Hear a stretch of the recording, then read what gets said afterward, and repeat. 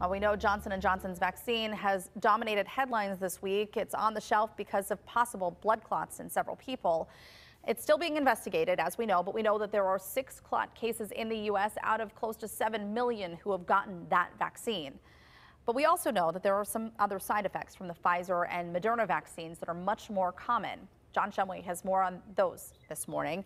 And John, you hear from people who have gotten the shots and they're telling you, oh, hey, make sure to hydrate, look out for this. This is what I experienced. So it's really dominating conversations.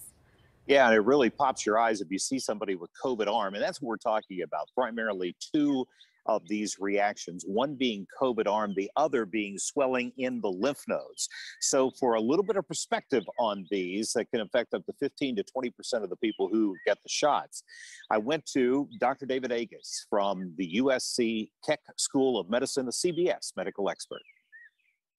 What COVID arm is it's a reaction, your immune system attacking the spike protein that the vaccines make. And as part of that, it's manifest by some redness on the arm. It can classically be delayed, by several days, up to a week or so. And then it can last for several days, but it goes away in every patient. And it is part of the normal reaction. It is seen much more often in the Moderna vaccine than the Pfizer vaccine, but it's seen in both.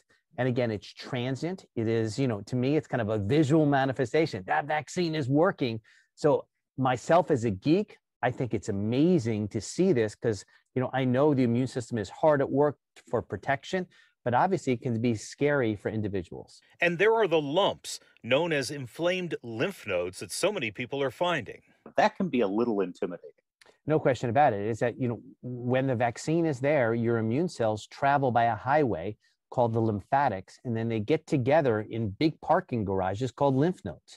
And so when they're reacting to something, they're going to get enlarged, those lymph nodes. And so while it is scary, it is normal and it will go away. And this is part of human physiology. Yeah, and he says, don't be surprised if that swelling in the lymph nodes sticks with you for a while. It could be a week, maybe even a couple of weeks. After that, you might want to consult your doctor about it. All right, so where should we be looking for in particular? Are these all of our lymph nodes or is it one particular area?